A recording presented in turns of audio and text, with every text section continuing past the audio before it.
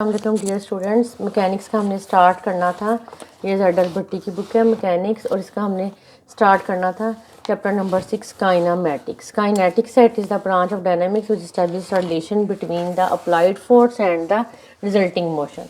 और काइनामेटिक्स में क्या होता है कि it is the branch of dynamics that describe only the motion of bodies without taking into account their masses and the forces acting on them.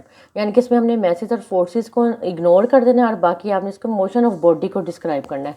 अब जब हम मोशन ऑफ बॉडी को डिस्क्राइब करते हैं तो उसमें स्पीड भी आ जाती है और आपके पास वेलोसिटी आ जाती है और बॉडी का क्या आ जाता है, एक्सेलरेशन आ जाता है। इन तीन चीज़ों का हम इस चैप्टर में डिस्कस करेंगे। अब देखिए consider in X Y plane, ये आपको सामने फिगर नज़र आ रही है। ये उसने पी पॉइंट बनाया है, ये ए बी है, और ये इसका डिस्टेंस जो है वो क्या दिया हुआ है, R. Consider a particle X Y plane moving curve. ये कर्व ए बी है। Let at any time T the particle is at point P whose position vector is given by O P is equal to R. जिसका position vector है। Now as the time progress the particle changes its position, it means that its position depends upon the time T. So R is equal to are of T. ये उसने कोई भी equation for example आपको बता दी है कि ये हम इसमें ले सकते हैं।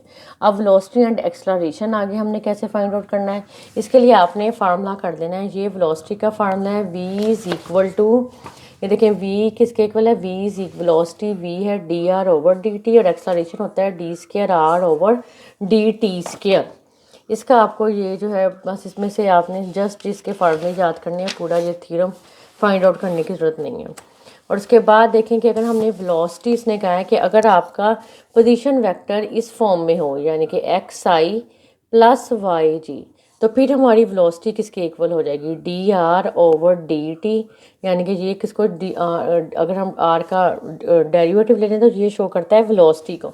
तो फिर हमारी वेलोसिटी इक्वल होगी under root d x over D t का whole square plus d y over D t का होल स्क्वायर। यानी कि हमने इसकी मैग्नीट्यूड ले ली। वी मोड जो है अगर आपको एक्स वाई कोऑर्डिनेट में दिया हो तो फिर आपने इसका ये लिखना है, d x over D t का whole square plus d y over D t का होल स्क्वायर।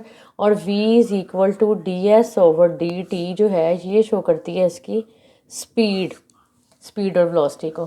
अब नेक्स्ट में देखें आपके ये जो एग्जांपल नंबर 1 आ रही है, एग्जांपल नंबर 1 में देखें r is equal to a particle is moving in such a way that is position vector at any time t is specified by r is equal to this. Find its velocity and acceleration हमने इसमें find out करना है। ये मैं आपको example solve करके दिखाती हूँ, आपको इसकी समझ आ जाएगी तो आप आगे एक्सरसाइज का क्वेश्चन भी कर सकती हैं।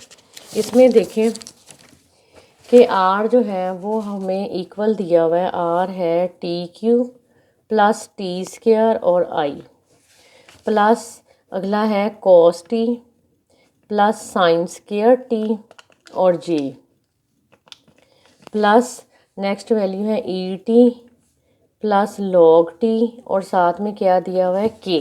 अब उसने कहा कि हमने इसमें निकालना क्या है, वेलोसिटी और एक्सेलरेशन हमने इसमें फाइंड आउट करना है। अब वेलोसिटी जो है वो आपकी v इक्वल होती है D R over D T के, यानी कि इसको हमने डिफ्रेंशिएट कर देना है विद रिस्पेक्ट टू t।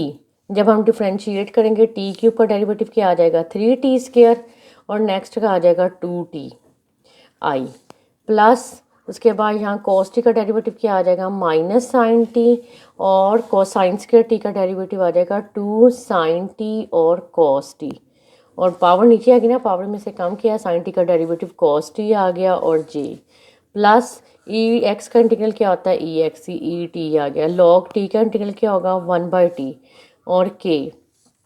ये आपका हो गया वेलोसिटी। अब उसके बाद हमने इसका फाइंड आउट करना था एक्सेलरेशन। जब हमने एक्सेलरेशन फाइंड आउट करना होता है तो इसी को हम अगेन डिफ्रेंशिएट कर देते हैं, again differentiate with respect to t. जब अगेन डिफ्रेंशिएट करेंगे तो ये हमारे पास बन जाएगा acceleration d v over D T, और d v over D t को हम ये भी लिख सकते हैं d square are over D T square. अब इसको खोलें, ये 3 का 2 से मल्टीप्लाई हो गया 60 प्लस 2 इंटू आई, और उसके बाद प्लस साइन टी का डेरिवेटिव क्या होता है, cos T minus cos T, plus आपके पास आ जाएगा 2 sin t cos t। इसको हम लिख सकते थे ना sin 2t भी आप इसको कह सकती हैं इन अदर वर्ड्स। यहाँ पे आप इसको स्मॉल यानी कि लिख दें। ये आपका 2 sin अल्फ़ा cos अल्फ़ा किसके इक्वल होता है, sin 2 अल्फ़ा के, sin 2t। sin 2t का डेरिवेटिव क्या आ जाएगा, cos 2t, और फिर 2t का डेरिवेटिव बन जाएगा 2, यानी कि 2 cos 2t, और साथ में हमारा क्या था j, प्लस ई टी का इंटीग्रल ई टी आ गया, और 1/t का होता है -1/t² और k। ये आपका वेलोसिटी और एक्सेलरेशन जो है ये फाइंड आउट हो गया। ठीक है, उसके बाद आपके ये देखिए उसने नीचे दिया हुआ Cartesian components of velocity and acceleration. Cartesian components होते हैं X I plus Y G. क्या point in Cartesian coordinate noted as p into x y and its position is r is equal to OP xi plus yj। तो इसमें हम जब Cartesian coordinates में दिए हो कंपोनेंट्स तो फिर v dr/dt dx/dti plus dy/dt वही जो मैंने आपको ऊपर बताया था, यहाँ इसकी मैग्नीट्यूड ले लिया है। और ये आपका एक्सेलरेशन भी इसी हिसाब से किस में चेंज हो जाएगा, स्केयर में, d²r/dt² या d²x/dt² प्लस d²y/dt² जे बन जाएगा।